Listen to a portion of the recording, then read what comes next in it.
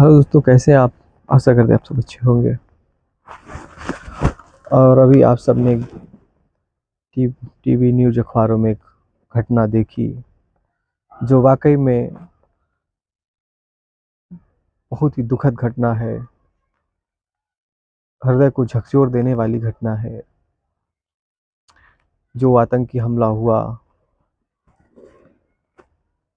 इसमें मारे गए 28 लोग जो निर्दोष अपराध उन पे गोलियां बरसाई गईं। ये हमला उन 28 लोगों पे नहीं बल्कि संपूर्ण हिंदुत्व पे हमला हुआ है। और इन हमलों की जिम्मेदार कहीं ना कहीं हम सब हिंदुस्तानी हिंदू हैं।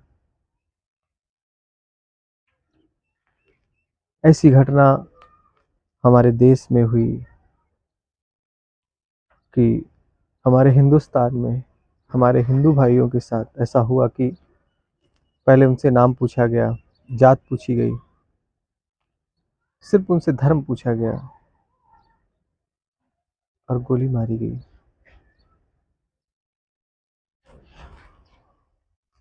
विचार करने योग्य ये है कि हम अपने देश में अपने ही धर्म में सुरक्षित नहीं है। अगर नहीं है तो क्यों, इसका कारण क्या है। जो वर्तमान सरकारें हैं, घटनाओं को सुन के तुरंत एक्शन में आती हैं और संपूर्णतः प्रयास करती हैं। आशा करते हैं कि ये शीघ्र ही उचित कार्रवाई करके उन आतंकियों को मार गिराएंगी, क्योंकि सारी सुरक्षा एजेंसियों ने जिम्मेदारियां ले ली हैं। किंतु सोचने वाली बात यह है, विचार करने योग्य बातें ये हैं कि मैं उन लोगों से ये कहना चाहता हूँ जो मेरे भाई जात के नाम पर वोट राजनीति करते हैं। वो लोग एक बार सोचें कि अगर वो उस जगह पे होते शायद, तो क्या बच जाते। जब उन्होंने जात पूछी ही नहीं, सिर्फ उन्होंने ये पूछा कि क्या आप हिंदू हैं। कलमा पढ़वाया, जो कलमा नहीं पढ़ पाए उन्हें मौत के घाट उतारा गया।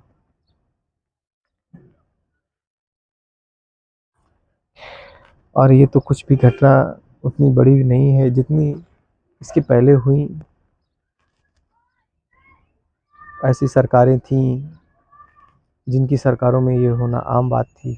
आए दिन घटनाएं होती थी, ना कोई विशेष एक्शन लिया जाता था। अभी बंगाल में जो घटनाएं हो रही हैं, बंगाल में जो हिंदुओं के साथ अत्याचार हो रहा है, उसमें भी वहाँ की जो तत्काल सरकार है उसका सपोर्ट कर रहे हैं। अन्य प्रदेशों के जो मुख्यमंत्री हैं या जो अ, पूर्व में रहे हैं, वो सपोर्ट कर रहे हैं, कह रहे हैं मैं उनके साथ हूँ। सोचो जरा, अगर ये एक बार सत्ता में आएंगे, अगर वापस ये सत्ता में आए, क्या करेंगे। जब उनके विरोध में खड़ी सरकार, जिसको उससे कोई तात्पर्य नहीं है, उससे कोई समर्थन नहीं है और निष्पक्ष सरकार है, उसके कार्यकाल में ये घटनाएं हो रही, तो सोचो जो सरकारें उनका सपोर्ट करती हैं, उनका सहयोग देती हैं, उनके कार्यकाल में क्या होगा।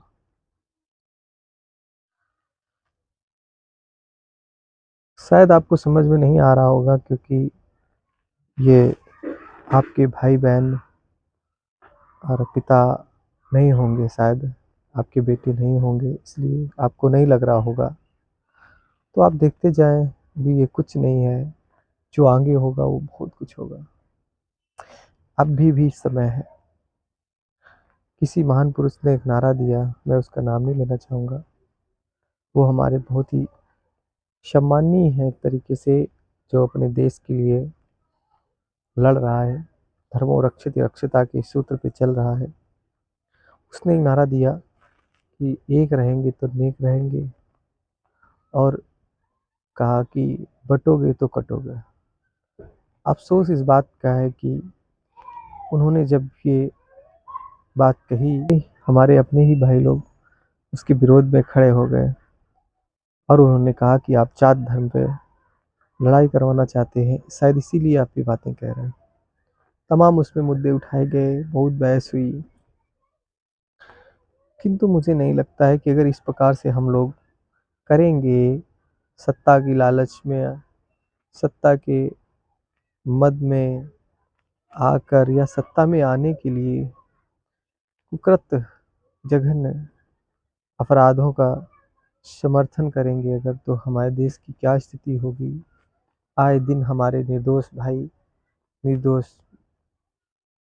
बेटे मृत्यु के घाट उतारे जाएंगे। क्या आप देखते रहेंगे ऐसे ही? क्योंकि जब हमारे देश में चुनाव का समय आता है तो लोग जाति दे के वोटिंग करते हैं, तब शायद वो ये नहीं देखते कि अगर इसकी सरकार आई तो क्या हमें होगा। चंद लालच की वजह से उनको ये लगता है शायद कि इनकी सरकार आएगी तो हमारी जाति के हैं ये, तो हमारा सपोर्ट करेंगे। मगर मैं उनको ये बताना चाहता हूँ कि देश कहाँ जा रहा है, और जब ऐसी घटनाएं होंगी तो शायद वो आपका सपोर्ट नहीं कर पाएंगे, मारे जाओगे सब।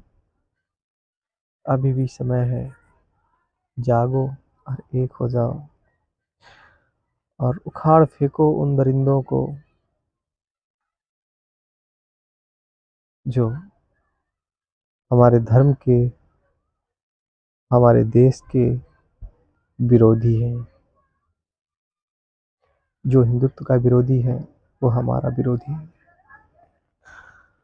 सत्ता की लालच में जो राजनेता दूसरे मजहब की सपोर्ट करने में, दूसरे मजहब को अपनाने में लगे हैं, मैं उनको एक बात बताना चाहता हूँ कि हमारे इतिहास के अगर पन्ने आप मोड़ कर देखेंगे तो बहुत सारी ऐसी घटनाएं हुई जिनमें एक राज्य के राजा ने दूसरे राज्य के किसी राजा से बदला लेने के लिए किसी मुगल राजा से उसने संधि की, मुस्लिम शासक से संधि करके उस महान वीर राजा को मृत्यु में, युद्ध में हरवा के मृत्यु को प्राप्त करवा दिया। और उसने सोचा कि शायद मैं इनके साथ अगर मिल जाऊंगा तो उसका भी राज्य हमें दे दिया जाएगा, किंतु अंत में उसे भी मौत के घाट उतार दिया गया, जिसने दूसरे राजा के लिए षड्यंत्र रचा। और यही कहा गया, जब तू उसका नहीं हुआ तो मेरा क्या होगा। कहीं ऐसा आपके साथ ना हो, इन बातों का विशेष ध्यान रखें।